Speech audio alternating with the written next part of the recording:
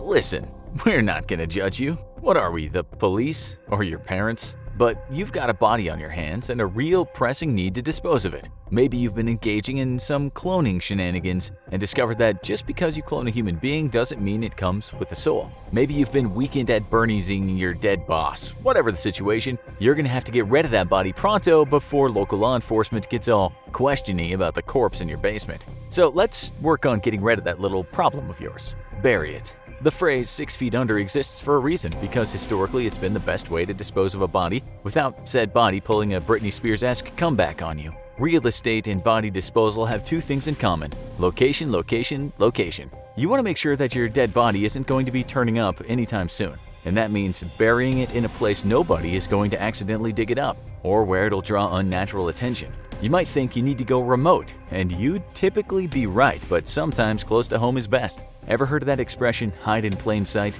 Works great for bodies too, especially if you own the land where the body is going to be hidden. If you happen to be a property owner, then you can pull the same move many serial killers do, and simply bury it on your own property. By doing so, you can ensure that no work crews are going to accidentally stumble upon your corpse. Though you want to make sure you aren't threatened by eviction anytime soon, because once the new owners start finding corpses all over the backyard, you can bet the cops are going to come looking for the previous owner. Also, just as a word of caution, burying corpses in your own basement is a super good way to make sure they're never found, but also a super good way of ensuring that your house is haunted as balls. So, weigh the pros and cons. Other good places to bury a body would be freshly dug utility ditches such as those used for sewer lines or utilities. Because of the danger of severing vital utility lines, nobody's gonna go digging in that spot anytime soon. Just make sure you dig the minimum 6 feet.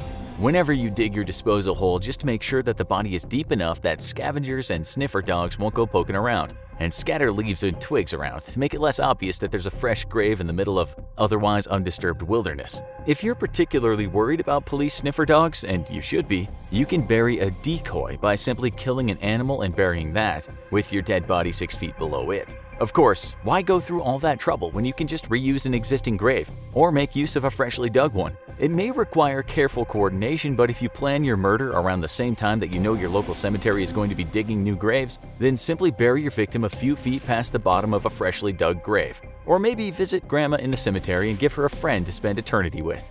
Burning. Burning seems like a foolproof method for dead body disposal. After all, we literally cremate people when we choose not to plant them in the ground for future generations to deal with. While burning can certainly help dispose of identifying characteristics and things like DNA, it comes with a rather large set of problems. First, burning a body isn't going to be like burning garden clippings. Burning bodies are going to smell awful, making neighbors very curious and give off thick black plumes of smoke, making the fire department even more curious. So wherever you decide to burn, your backyard is not going to be a great place for the task. Then there's the actual burning. Human bodies are lousy with water, which means that a lot of the body isn't going to burn as much as just blacken, leaving behind a husk that's still very much recognizable as a human body. This is why crematoriums burn at 1,000 degrees. It's the only way to ensure that the body is fully cremated into ash, though this often still leaves behind large chunks of bone which must be ground up. Then there's the teeth, which are designed by evolution to last for most of your lifetime, making them incredibly tough. At best, burning a body might be a good intermediary step, a way to try to cover up your crime on the way to the real disposal method: acid. This one's a fan favorite, especially if you're a fan of Breaking Bad. After all, a chemistry teacher should definitely know what he's talking about when it comes to flesh-dissolving acids. Well, Walter White was definitely using more than hydrofluoric acid to get rid of the body. While hydrofluoric acid is great at breaking the flesh down, it takes a long time to act and won't completely break a body down. Of course, that might not be such a big issue if you're just looking to avoid having a body identified. But if you want to make it disappear completely, it won't do the trick. Hydrochloric acid is another good candidate, but it gives off extremely strong fumes that are sure to give you away and possibly kill you if you aren't wearing a respirator. Unless you have no neighbors for a good distance around you, hydrochloric acid in the quantities you need is going to both pose a serious health hazard to yourself and alert anybody with a working nose for quite a distance around your house. Another problem with our previous two acids is that getting access to large enough quantities of them to dissolve a body is going to raise some serious red flags in the ensuing police investigation, especially if you get fingered as a suspect. Instead, look for an over-the-counter solution, specifically Drain Unblocker. These products are designed to dissolve all the human junk that you shove down your shower or toilet drain, so they're basically a shoo-in for the job. The sodium hydroxide in the drain unblocker is the active ingredient here, and it'll leave behind nothing more than a shell of a skeleton, which can be easily ground up into dust. Woodchipper. A real movie classic. You know we couldn't leave this one out. Woodchippers are great for turning big problems into a lot of very little problems. The downside to woodchippers, though, is that they turn big problems into a lot of very little problems, as in blood, bone, and hair evidence that will come out the other end in a high-speed blast of prosecution evidence against you in court. Even going somewhere remote isn't guaranteed to keep you safe from discovery, as the high-speed grinding and shredding will emit a blast of aerosolized blood which will plant DNA all over your clothes, and curious cops are crazy good at sniffing out DNA evidence. Davey Jones' locker.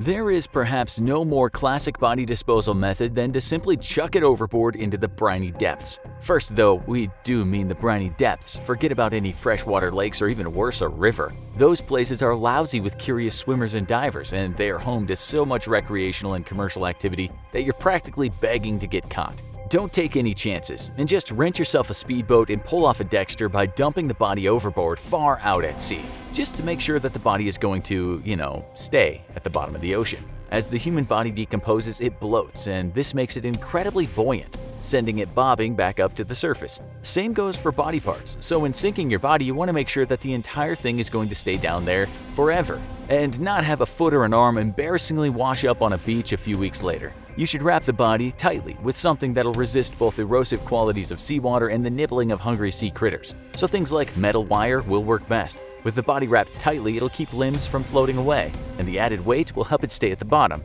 Doing a bit of research into sea currents couldn't hurt either, as it'll help you identify places where even if parts of the body break off, they might not wash up near crowded beaches, or at least take a long time to do so.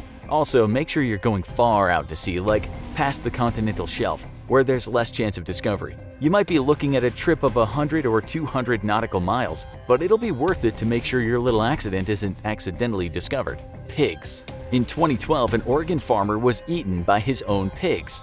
By the time the family came to check on him, all that was left was his dentures and small bits of his body. In 2020, a Polish farmer is believed to have suffered a heart attack which caused him to keel over in his pig pen. The pigs devoured everything except for some bits of skull and other bone. Both of these men were believed to have been eaten after they were incapacitated or perhaps dead from heart attacks. But in 2015, a man was knocked down by his pigs and eaten alive. The point we're very clearly trying to make here is that pigs are scary good at getting rid of bodies, given their incredible appetites. Our sub-point is that you should eat more bacon because if the pigs had it their way, you'd be the bacon. When feeding your body to pigs, you'll have to keep an eye out for remaining bone fragments and things like teeth.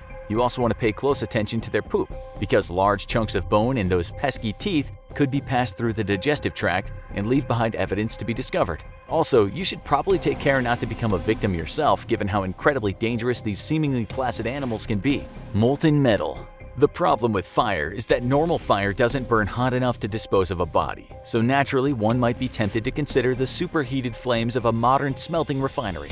You would be right in assuming that these superheated fires will eradicate a human body, and you could even pose the body with a thumbs up so you could pay a fan service to Terminator 2 while you're at it. If you're in short supply of molten metal, or have no friendly smelter around willing to give you private access to their industrial facility while asking very few questions, you could try to drop the body into lava, which burns around 1200 degrees Celsius, and is more than enough to incinerate every piece of evidence a body might leave behind. That might require a bit of a trek to get to the top of a currently active volcano, in which case we recommend you chop the body up into more manageable pieces and wrap them in saran wrap. You can make multiple trips, sticking parts of your body in the bag a few at a time, and if you freeze the body before you get to chopping, you'll avoid much of the mess. Promession. If fire isn't your thing, maybe ice is. Promession is pretty much the opposite of cremation, though it might require a bit more industrial equipment to pull off successfully. While cremating a body reduces it to ash, promession reduces the body to freeze-dried powder. First, the body is frozen and placed in a vat of liquid nitrogen. Then, once fully frozen, the body is placed on a mechanical device which vibrates the body at incredible speeds. This disintegrates the fragile and frozen body into a powder, after which the powder is freeze-dried in a vacuum chamber, which sucks out all the water. What's left is a very manageable powdered mass of ex-human being, which will be impossible to identify and easily disposed of. Want to dive deeper into the world of crime? Then check out the first ever crime has just been committed in space, or click this other video instead.